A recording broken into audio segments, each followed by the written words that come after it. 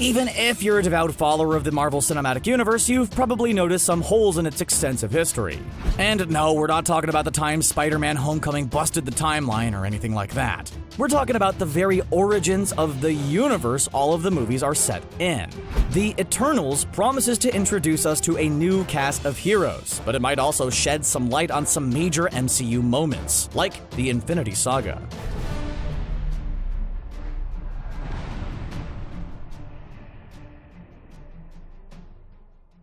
If you're wondering who the Eternals are, you can rest assured that you're not alone. Although these comic book characters were created by the legendary Jack Kirby, they never caught on quite as well as some of the other characters he helped create. Characters like Captain America, Iron Man, and Thor. Still, let's not forget that the Guardians of the Galaxy only made their comic book debut in 2008, and their movie was absolutely amazing. Studios tend to have more creative freedom when audiences aren't bogged down with preconceived notions of what heroes should be like based on the source material. Not only that, but the Eternals has an all-star cast including Angelina Jolie, Richard Madden, Salma Hayek, and more. So it's safe to say we're pretty excited about this movie and all the fun new adventures these characters will undoubtedly have. But that's not all we're looking forward to. We're hoping the film will fill in some of the blanks that persist in the history of the MCU. The origin story of the Eternals starts eons ago and involves some major players in the MCU and even the creation of the universe. Although we haven't seen many of them in the MCU yet, we know that the Celestials are incredibly powerful. In Guardians of the Galaxy, we saw our heroes visit the severed head of a Celestial when they went to nowhere. We met a living Celestial in Guardians of the Galaxy Volume 2 named Ego, the Living Planet. We learned quite a bit about Peter Quill's father Ego and how he wasn't exactly the nicest guy in the galaxy, but overall, we don't know too much about the MCU version of the Celestials. And what we do know has been overwhelmingly bad. When the Guardians took the orb to the Collector, he provided a helpful presentation about the history of the Infinity Stones. They were created by a group of cosmic entities who are more ancient and powerful than mortals can comprehend.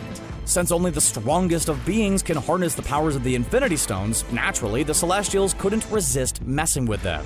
The Celestial Eson the Searcher used the Power Stone to decimate a planet, and that wasn't exactly good for Celestial public relations. Between this and Ego's scheming to conquer the galaxy, the Celestials aren't looking too great. But if it wasn't for them, we wouldn't have an Eternals movie to look forward to. In the comic books, the Celestials visited Earth millions of years ago and were less than impressed with the life forms they found. The Celestials started experimenting on the beings they found and managed to create two distinct races. There are the Eternals, who are humanoid in appearance but are way more powerful, and by way more powerful we mean they're immortal in addition to having superpowers. Okay, so maybe that's cooler than being a regular old human being.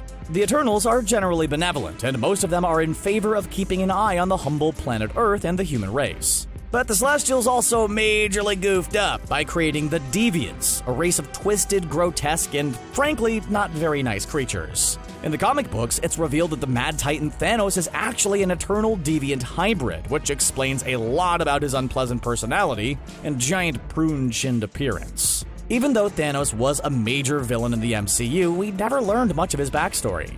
We know his hobbies include adopting kids, collecting Infinity Stones, and wiping out half of all life in the universe due to some weird quasi-moral reasoning. But in the comic books, we learn more about the complex and depressing life of young Thanos, who is so hideous at birth that his own mother tried to take his life. Ouch! No wonder he didn't turn out to be a stand-up guy as an adult. It'll be interesting to see if we learn any more about the late Mad Titan and how much his own history ties into that of the Celestials.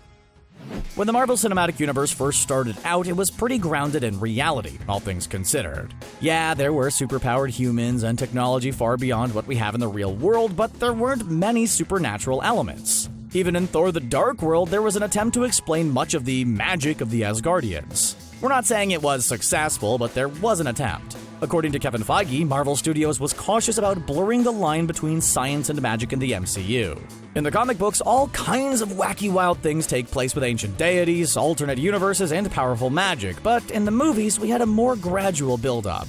However, since Doctor Strange and his mystical arts were so successful, this gave Marvel the go-ahead to incorporate more of these elements into the MCU, making Phase 4 the perfect time for an Eternals movie.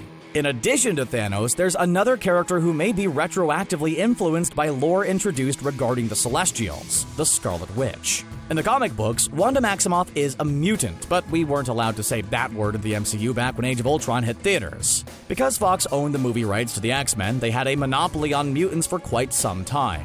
So nobody could use the M-word when referring to Wanda, and her powers were attributed to the Mind Stone instead of the X-gene.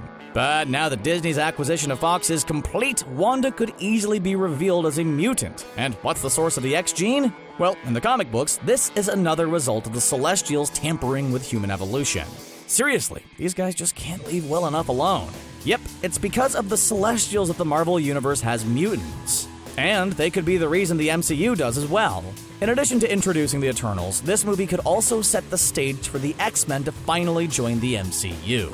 But we know that won't be happening for quite some time since the Phase 4 lineup is up, and there's no X-Men flick in sight. Disney wasn't allowed to work with the characters until the deal was finished, and they planned their films out way in advance. But now that the ink is dry on the contract, they're free to incorporate the X-Men into the MCU. But we're guessing they'll need to do so gradually. According to Kevin Feige, Marvel is interested in expanding the ancient aliens kind of sci-fi trope in the MCU. The involvement of the Eternals, Deviants, and Celestials could be woven into the history of the MCU, explaining the past and setting up possibilities for the future. But one difficulty with introducing the Eternals is how to explain their absence thus far.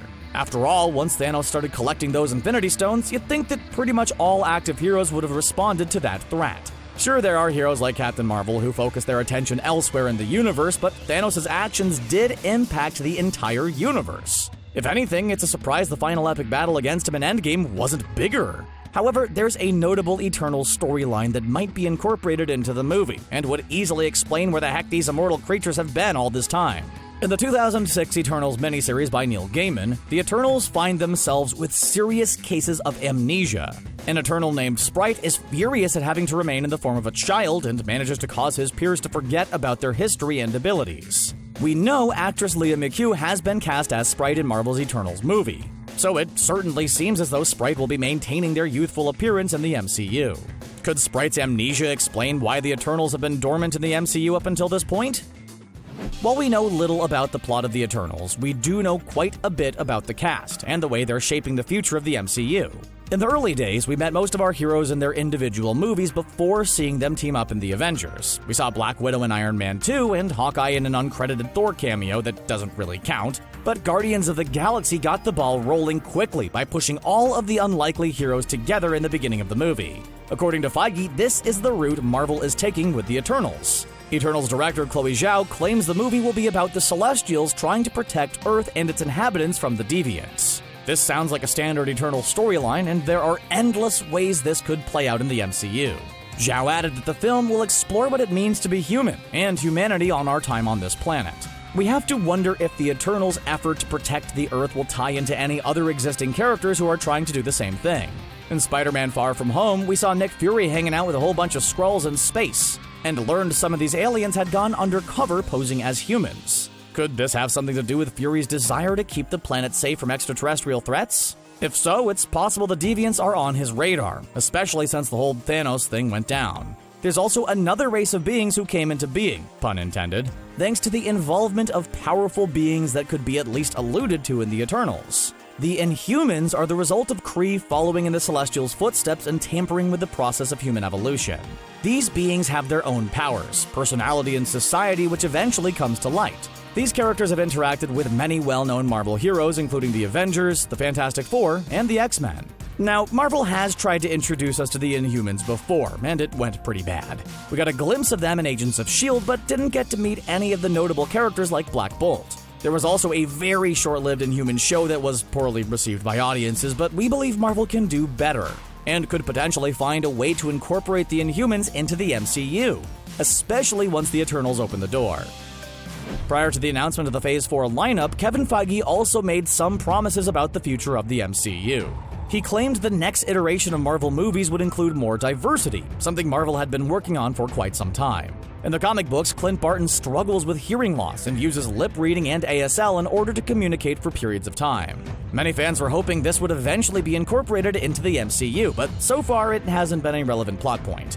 However, the Eternals will feature deaf actress Lauren Ridloff as the Eternal Makari. This will make her the very first deaf superhero in the MCU, and for some fans, it's about time. Well, what do you think about the Eternals movie, and what it could mean for the future of the MCU? Share your thoughts with us in the comment section below, and don't forget to click subscribe for all the latest and greatest videos from us here at CBR. Thanks for watching, and we'll see you again next time.